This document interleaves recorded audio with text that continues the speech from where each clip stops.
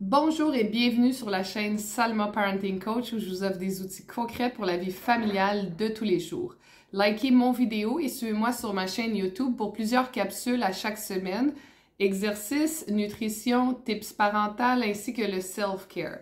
Aujourd'hui, je vais faire très attention.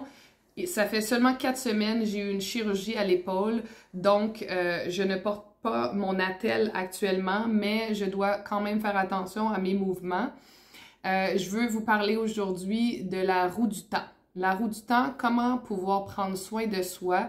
Donc, après une discussion avec une amie, on s'est rendu compte que c'était difficile de savoir où notre temps, où notre énergie était passée. Donc, on sait que le temps, c'est 24 heures dans une journée. Et si on multiplie ça par 7 jours, ben, dans une semaine, on peut approximativement dire, ben, voici ce que je fais en temps de travail, voici ce que je fais en tant que maman, et voici le temps qu'il me reste pour moi, pour ma relation amoureuse, pour ma vie sociale et pour mes loisirs ou mes exercices lorsque vous êtes active physiquement.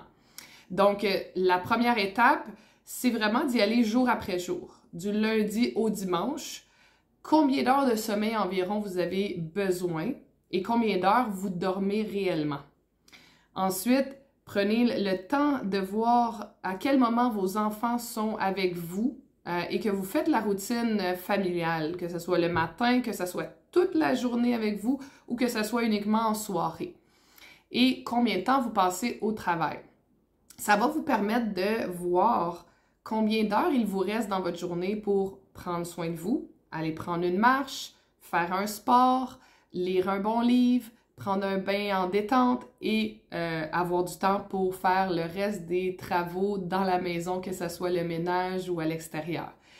Et de reproduire cette roue de temps en pourcentage, si vous voulez, ou en heures.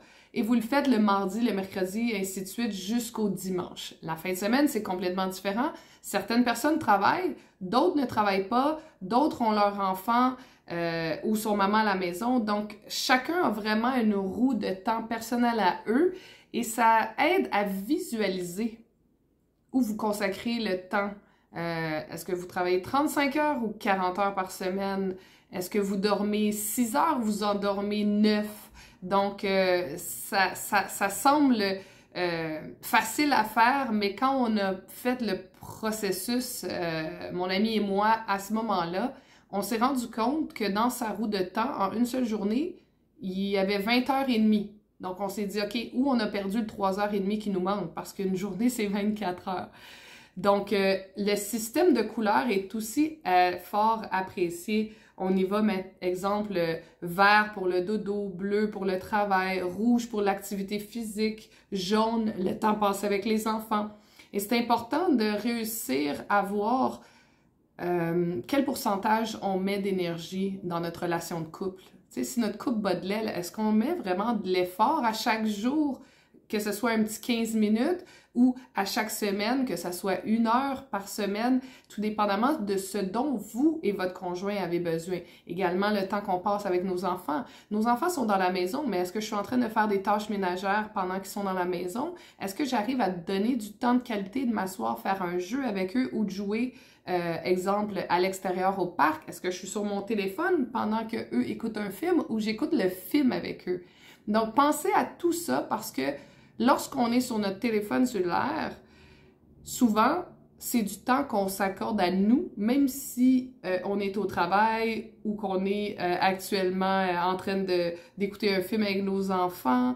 Donc, j'espère que tous ces outils de roue de temps vont pouvoir vous éclairer pour savoir où vous mettez votre temps et où vous pouvez prendre du temps pour vous.